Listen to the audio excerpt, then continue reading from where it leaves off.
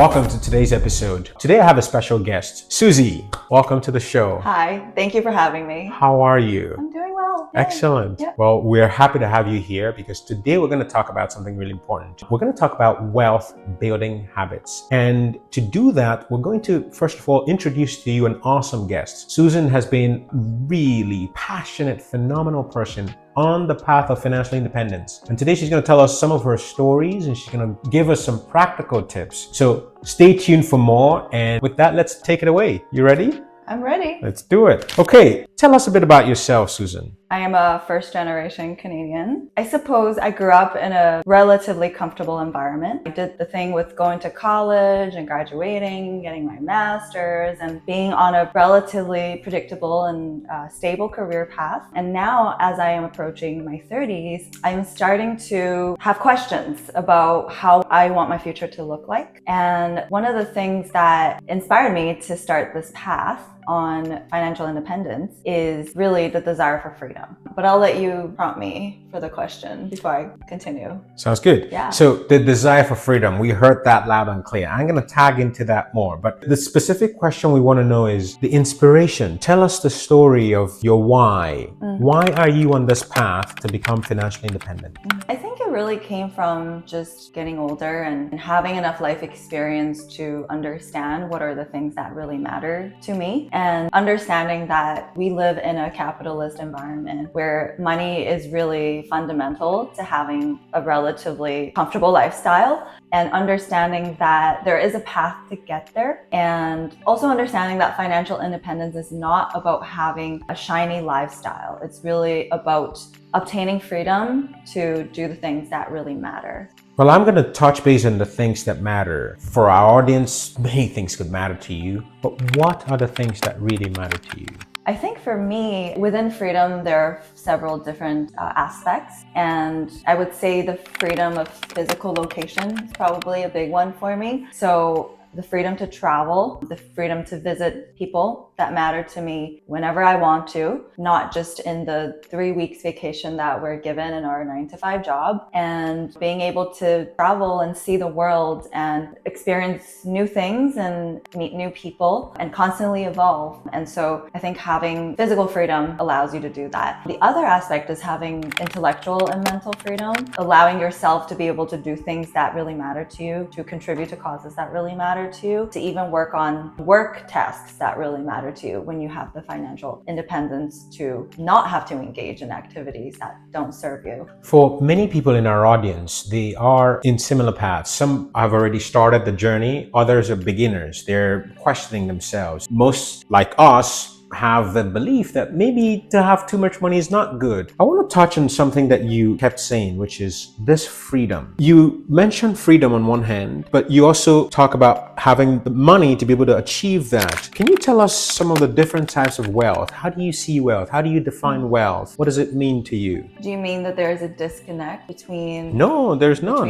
It sounds like you have a rich description of it. I mean, just before we got on this show, I was talking with Susan. We were up in her office and there is a poster that defined wealth in her office. So I wanted you to kind of share the story of how wealth is part of money and freedom and so many more. Yeah, I think there are several kind of faces of wealth. One that people usually think about is money wealth, financial wealth. But for me, and this is something that I think you've also been super passionate about, is understanding that wealth has several different aspects to it, different components. The money one is sort of like an enabler for all of the other types of wealth, right? So you have the relationship wealth, like do you cultivate relationship, good relationship with the people in your life? There's also the intellectual wealth, like do you spend your time doing things and thinking things that satisfy you and serve other people? And so I think, to me, those are probably the three biggest components of wealth. And I find that the money one is a little bit different. I think there is a much more kind of defined strategy to get there. So yeah, I would be happy to share that if it fits within the... I think so, yeah. I mean, agenda. The story today is that we want to learn about what inspires very successful people to push for wealth. Susan, you are on the path and already successful from what I know about you. But for our audience who are on this path and not sure how to design a desire, we're going to touch on the 7 levels of why. Not today, in the next video. But today we're going to talk about a few whys. Could you share why you started Building Wealth? So earlier I discussed about my first why is freedom, because financial wealth allows me the freedom to choose how to spend my time. But if I go another layer down, it's like, why do I want to have freedom? The reason is because I've gone through a lot of losses early on in my life, and having that kind of experience happen to you at a young age, you really realize you grow up and then you go to work and then you have a family and live to be in your 80s and then die happily. Like, that really is not a guarantee. And in my experience, really lost a lot of people at a much younger age than that. And so it gives me the perspective that life is unpredictable and you really want to spend the time doing things that matter to you. And yeah, financial independence allows that for me. You've heard it, like their reasons are just beyond the freedom. There are personal stories that are connected to everyone's journey. And yours will be different. Susie's going to be different. Mine is going to be different. But finding yours is very important. Susie, why is it important that everyone needs to find their own desire, their own unique desire? Why? Well, I think in psychology, they talk about intrinsic motivation and extrinsic motivation. If you think you're money motivated, you likely are not just purely money motivated. Money is an external motivation. There's probably something intrinsic to all of us that drives the desire for more money. So the intrinsic motivation, according to several psychologists, are the ones that are actually long lasting. They allow you to actually stay focused and be consistent and pursue something long term. The external motivations fizzles out easily because it's not fundamental to why you're pursuing. It's not connected to your heart. Exactly. Yes. Yeah. So I think it's important to exercise and constant work for all of us to always dig a little deeper and understand what our intrinsic motivation is. Especially if you're building wealth, because as we will get into it, the journey is not exactly very smooth. Some days it's up and down like the stock market, and having a deep intrinsic motivation, as you said, keeps you on the long run, sustained your passion. Folks, you heard it here first at Gold Gap channel.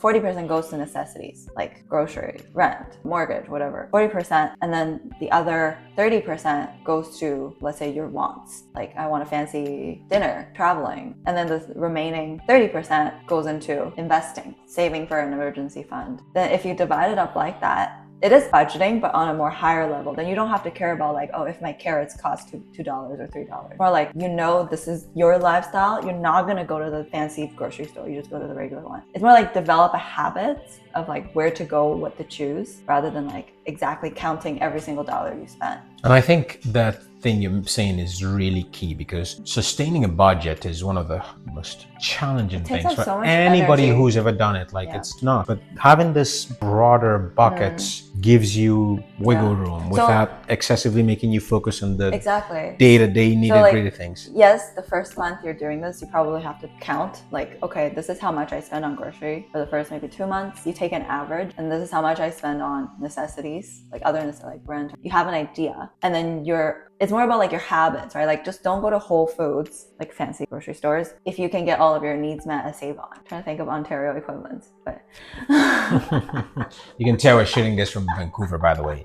Okay, so the next question is, what are actually some key money habits that have significantly contributed to your financial success? Habits in terms of like mindset habits, or actual kind of like doing mechanical, habits? tactical things you do. Yeah. I would probably say like it's about choices. I'm just not going to go to that kind of restaurants. Like, if I don't have it kind of like planned out that, it's for someone's birthday. Like, if I'm just looking for a place to eat on a weeknight, I make the smart choice so I don't end up having to overspend. Same with like grocery shopping choices. I walk into the grocery store that I know is within my spending level, then it's really difficult for me to overspend. And then similar to choices of like your car. Like, car is a depreciating asset, right? So for depreciating assets, like, you don't want to spend a whole lot of money on it, because over time it doesn't really help you in your financial And it's costing you a lot too. And it costs to maintain, right? Yeah. So it's more of understanding, taking a long-term approach to know like how much money you have to work with every month, and then know the choices that you have to make and then stick to the choices.